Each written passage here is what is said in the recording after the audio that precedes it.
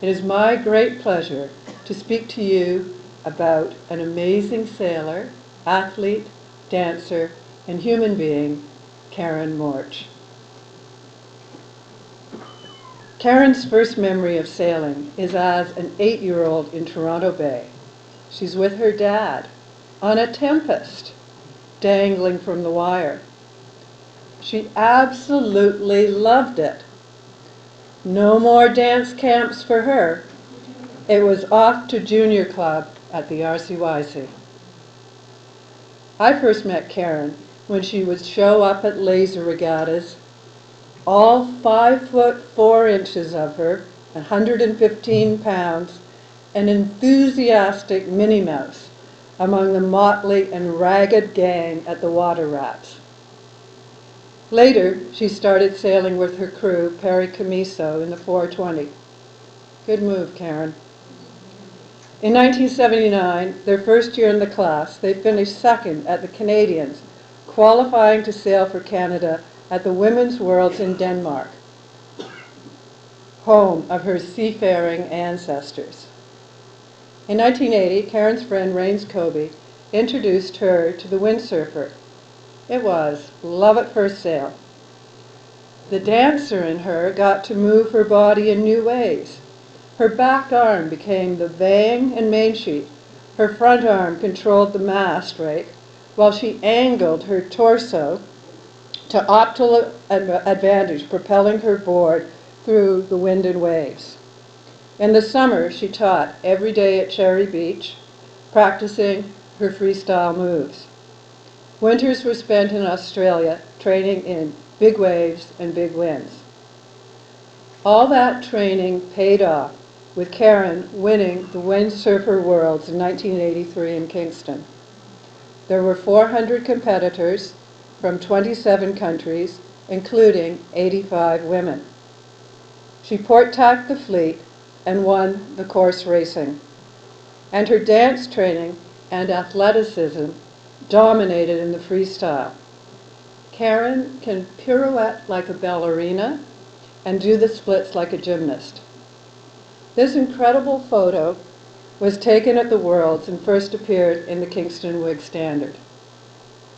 Now, hands up if you can do what Karen's doing in this picture. I didn't think so.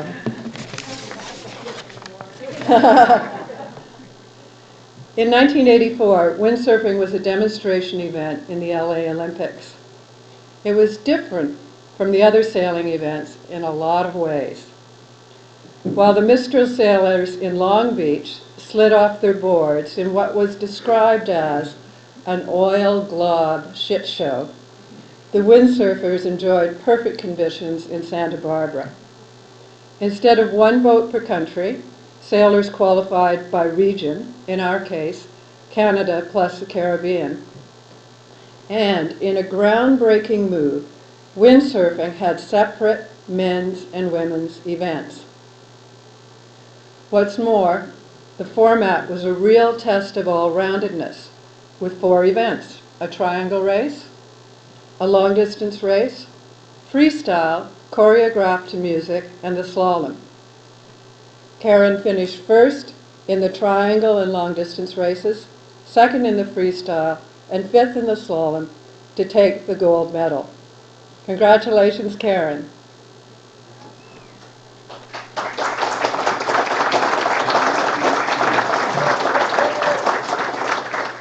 How did she become best in the world? Well, her experience racing dinghies and dance skills proved a powerful combination. But perhaps more importantly, Karen was part of an incredible cohort who pushed her to excel. At the RCYC Junior Club, her best buddies included future Olympic medalists Frank McLaughlin and Johnny Millen, while in the windsurfer, she had world champions Rains Kobe and Derek Wolfe as teammates and training partners. These days, Karen still sails on Toronto Bay. Every Wednesday night during the summer, she races the Shark with her and my dear friend and women's team veteran, the indomitable Joanna Kidd. Joanna, I know you're watching if you ever need crew. Dear friends, it is my great pleasure, on behalf of the Marine Museum of the Great Lakes at Kingston and Sail Canada, to induct Karen Morch into the Canadian Sailing Hall of Fame.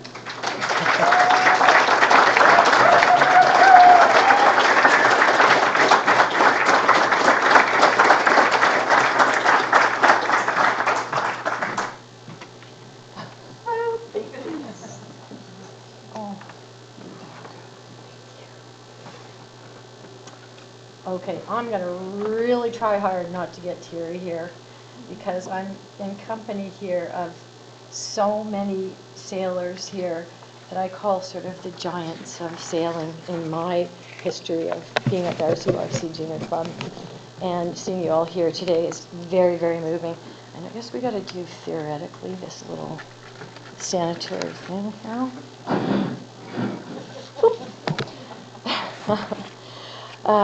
Here we go. Well, first of all, I really want to thank all of the hard work again that was done here.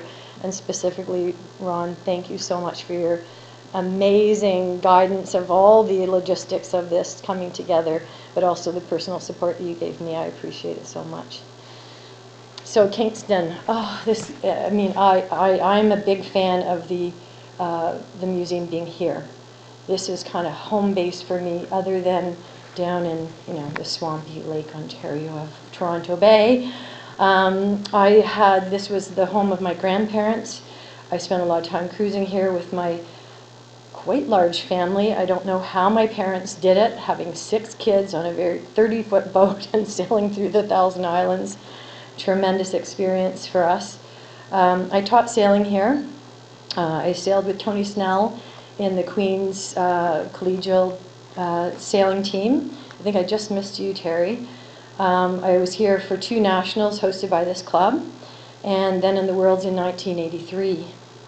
The attendance in the Worlds at 1983 was pretty remarkable. 400 people coming from all over the world was quite amazing. When I went out for the first course race, I recognized the classic Kingston westerly oscillation, which I'm sure everyone who sailed here would be very familiar with. So I was delighted to see that, as I knew I just had to get the timing just right if it would work out. And as it did, the timing lined perfectly with a port tack at the pin. So with 86 other boards jockeying for position on the line, I went for it. I just narrowly missed 5 boards on the way across the line and cleared the largest fleet I'd ever sailed in.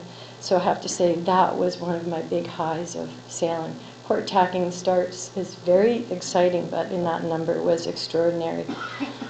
I had 2 Europeans in hot pursuit right through to the finish, and I nearly jumped for joy when I got over the line, winning my very first world race, windsurfer world's race. A memory I'll never forget. After many years of being on the Ontario national sailing teams, some might wonder why I left the dinghy world to start racing on a windsurfer. Well, I have to thank a couple of key people. Rains Kobe, who's been mentioned earlier, dear friend, just somehow knew that as soon as I got on one of those boards, I'd never want to get off. And Derek Wolf, after the 1980 Women's Worlds in Denmark, in racing in 420s with my stellar crew, Perry Camiso, he hired me to teach at Cherry Beach Surf Club, which allowed me to get a lot of board time. We also trained every day after work and traveled to regattas almost every weekend. Derek inspired me to take more risks in my freestyle routines. It was really a fun challenge. I don't know if you've ever really seen freestyle, but it's quite something. It's a bunch of sequences of tricks, moving the board around, flipping the board around, which you got to see in coordination with music. So a perfect match for me. Anyway, that manipulating the sail and the board and refining really fast carving turns in many ways actually improved my racing techniques, speed and agility, which are essential when you have sudden wind shifts on a sailboard, unlike a dinghy. And if any one of you have tried out windsurfing, you will know exactly what I'm talking about the need to stay on the board, or you'll spend half of your regatta in the water and seeing the fleet sail away from you. One of my favorite yearly regattas was the team sailing, the team windsurfing worlds in Europe with Rains, Derek, and I.